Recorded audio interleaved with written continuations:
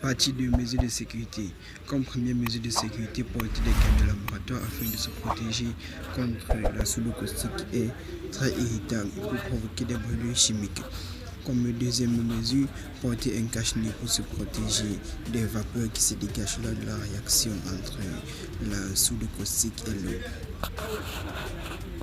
Très dangereux, très caustique, donc évitez de le toucher directement avec mon mains et également de l'inhaler. La réaction que vous pouvez la constater, c'est une réaction exothermique dont il y a dégagement de chaleur. Troisième mesure de sécurité, porter une blouse de laboratoire de préférence en coton. En cas d'inflammation, le coton se décompose en cendres, contrairement aux matières plastiques qui fondent et collent sur la peau, tout en provoquant des brûlures plus ou moins graves.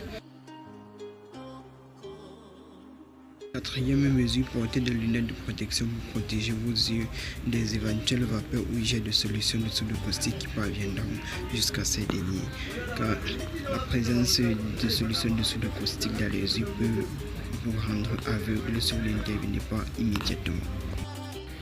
Cinquième mesure de sécurité, très importante, de garder une très grande quantité d'eau, de pluie, de ruissellement ou bien de pluie près de soi ou bien d'eau déminéralisée.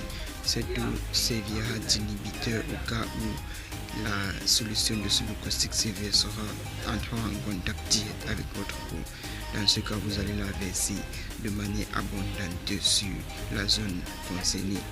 Et surtout, pas d'eau de robinet ou bien d'eau minérale, car les minéraux contenus dans ces eaux peuvent réagir autrement avec la soude caustique et empirer la situation.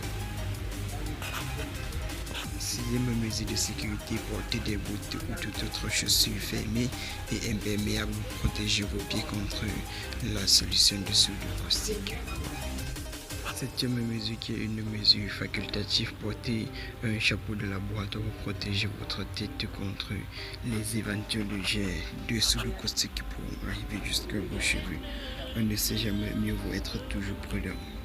En résumé, comme mesure de sécurité, nous avons la blouse de laboratoire, le cache-nez, les gants de laboratoire, et les bottes, les lunettes de protection, une grande quantité d'eau, également un chapeau de laboratoire grand facultatif. Pour ceux qui n'ont pas revu la partie 1 de notre formation, le lien de la vidéo est disponible en description. Et bien, c'est tout pour aujourd'hui. On se retrouve très bientôt sur notre chaîne Asbrico. C'est pour poursuivre avec la formation en fabrication de savon. Et surtout, n'oubliez pas de vous abonner pour ceux qui ne sont pas abonnés. Commentez, likez et surtout partagez un maximum de personnes. Allez, ciao!